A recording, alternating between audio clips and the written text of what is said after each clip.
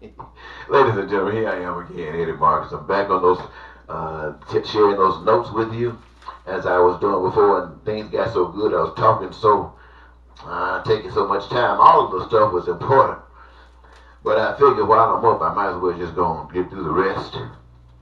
I don't have a title for the part I was giving you a moment ago, and neither do I have a title for this.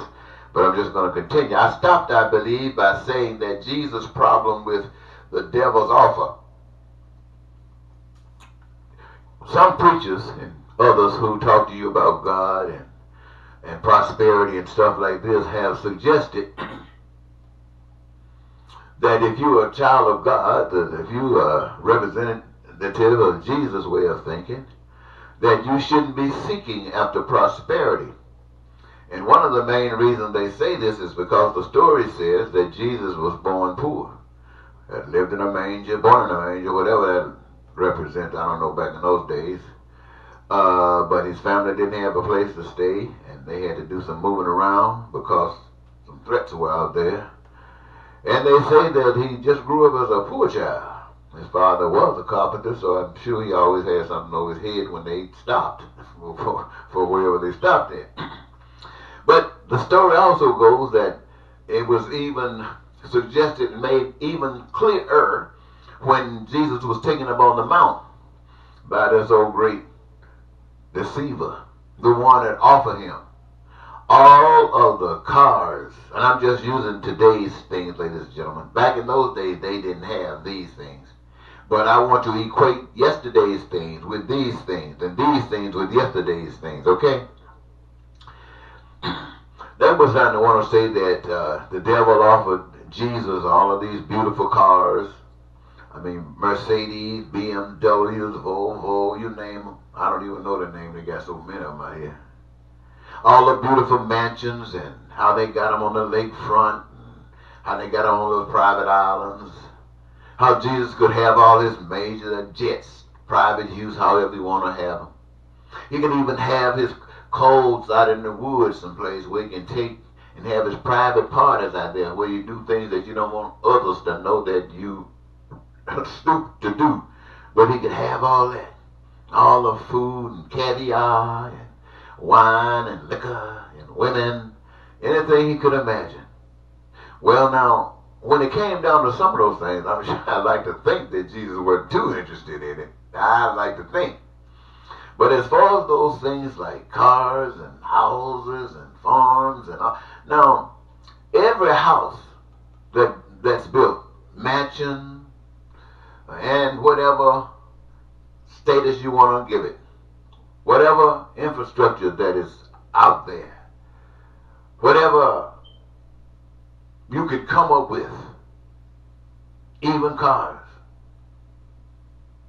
they all emanated, my friends, from God. Well, there's nothing wrong with a BMW or a Volvo or a Pinto, if that's what you want. There's nothing wrong with a tent, a cave, or a mansion, if that's what you want. There is nothing wrong with anything that God has allowed to exist on this earth if that's what you want. When Adam and Eve were in the garden, they owned everything. Everything. Wherever their mind could take them, that's what's theirs. But their minds weren't going to take them forever. They were going to have to produce and reproduce. That brings us to this point. Times change. Times new. New imaginations, new ambitions, new dreams, new challenges that allow us to go from within and take that gift that the Almighty has given us and use it for the point of playing a part in the creative process to take us into tomorrow right here today. That's what God has designed this thing for, ladies and gentlemen. So when the devil's offering Jesus all of the stuff, Jesus wasn't necessarily saying there was something wrong with the stuff. It was something wrong with the system. Why? Because in the system there was the same thing existing then that is existing today. Slavery, bondage, lying, deception, haves and have-nots. The whole works. Ain't nothing changed. So you being a Christian, what has that done? And we've reduced ourselves from when we thought we were okay. At least we had to talk about God in the schools. They made sure they threw that stuff out of there. So when we come down lower than that. Now we got Trump. What? Running away from the truth. And the further you run from God, the further you get closer to the place you don't want to go. So Jesus said it was the system. So a preacher's telling you today, go out there and do this and put your faith in God, and who knows, the job might be open for you today. Somebody might make you a chairman of the department. Somebody might make you a CEO. You might just do this or come up with some dream today that would allow you to make all kinds of money. See, that's what I'm talking to you about, ladies and gentlemen. Now that guy right there is telling you, or that person is telling you about God. And at the same time, he's using the tools of the devil's advocate, money, to motivate you, to get you to think that by possessing this money, it's a gift from God. And now you can bless yourself, you can bless your church, bless your pastor. Who knows, you might be able to write a book. Who knows, you might be able to move on the lakefront. But you can bet one thing. The haves are going to be there and the have-nots are going to be there. The pain and suffering is going to be right there. It ain't going to inch. Why? Because nobody addressed that. All they were addressing is, how do you move up in this system?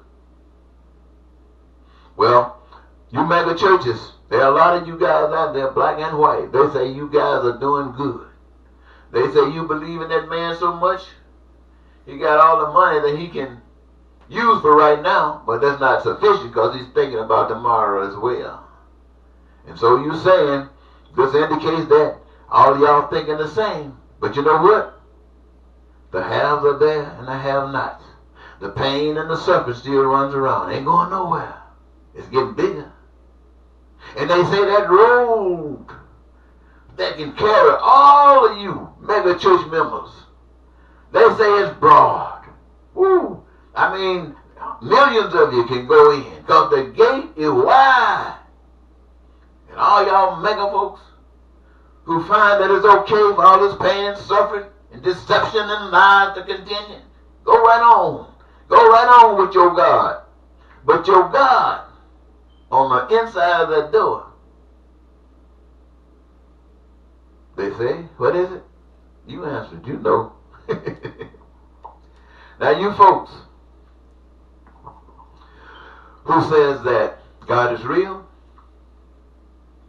I think I made let me see. I think I made a note. Some of them I wrote down. You might know of them. Yeah. Those people who got a relationship established with God, they ain't buying into that stuff. Get the money. God blessing you with money. God blessing you to be on top. Your day is coming in. You know, because you are a Republican, right? Well, a Democrat, huh? You one of those? Okay, all right. But your God, you claim, and the reality of it is, you don't qualify. Let me tell you something. I know somebody said that it is not what you do that gives you salvation. That it is a gift. God gives it to you. See, some people say that God made a mistake and had you with an awful challenge. And so to redeem you from your destiny, you put a little process. You know, they said things like this before. They always try to make God look stupid. And this was another indication that they try to make God look stupid. Like God, who made everything, was not smart enough to know that he left potentials in you for you to do exactly what you were doing. And that when you did it, he felt upset. No, baby. Why should God feel upset? You the one suffering. You the one going through the changes. But anyway, they said that, so what does that sound like to you? When they say don't worry about it, you know, You don't have to worry about the works. It's not by works that you're saved. And I was just wondering myself, they say, saved from what? From a punishment for what? For something that you've done? I had it earlier. I can't think of that thought right now, so I guess I won't go there. But I'm just thinking, when you have this belief operating like that, and they're all on that big old stroll over there, then who is that straight and narrow? That straight and narrow, you've heard of it. That's that one that not only knows of God, but have the evidence of it. See, the one that knows of God and does not reject the wonderful things that God has prepared for anybody that desires it. But he does not sell his soul, or no one sells their soul to get it. That's connected with God. Now, if God brought them here, and if it's important that they stay here, then God will allow them to stay here. If God brought them here, and it's okay that they leave here, then they leave here. And whether that's the end of existence for them, as far as they're concerned, if that's God's business too. Or if they come up in some other place, that's God's business too. They leave that in God's hand. And it is those kinds of people that represent God. We call them Jesus. What did Jesus do? Jesus rejected the system of the world. Gandhi. What did Gandhi do? Gandhi rejected the system that he was experiencing in India. What did Dr. King do? Dr. King rejected the American system. What did Malcolm X do? Malcolm X rejected the American system. What did Kennedy do? John Kennedy rejected the American system as it was. What did Robert Kennedy do? He rejected the American system as it was. What did Medgar Evers do? He rejected the American system as it was. What did Abraham Lincoln do? He rejected the American system as it was. And, ladies and gentlemen, millions who die in obedience to the system, not for God. The ones that die for God are limited. But the ones who die for the system are in the billions, should I say. For the devil. Because he was told to do it. Get in the military. Pick this gun up. Learn how to kill. Go kill or die. But you know what, ladies and gentlemen? Out of all of that, all them good folk that's on that broad road over there, headed through that gate, all of those millions and millions and millions of good folk who sit back and do nothing.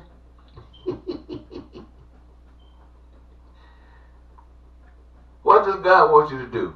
Well, I tell you, I'm not going to tell you what God wants you to do, but I'll tell you what would be required of you if you want the peace and the prosperity and the freedom and the joy of life. If you want the fulfillment of all your dreams, you're going to have to resist the devil. You're going to have to start living for God. And I don't care what you're being denied of all the things that God has promised for you. You cannot change the system to get it. You have to follow God's system, even if it calls you to die. That's what God wants you to do. If doing for God will get you killed, that's what God wants you to stay right there on that pole. I know. Have you heard that before? Have you? Well, there was a time, if you go back and check your history, when everybody that listened to Jesus' message rejected Rome, rejected those systems, and they were being hanged every day almost.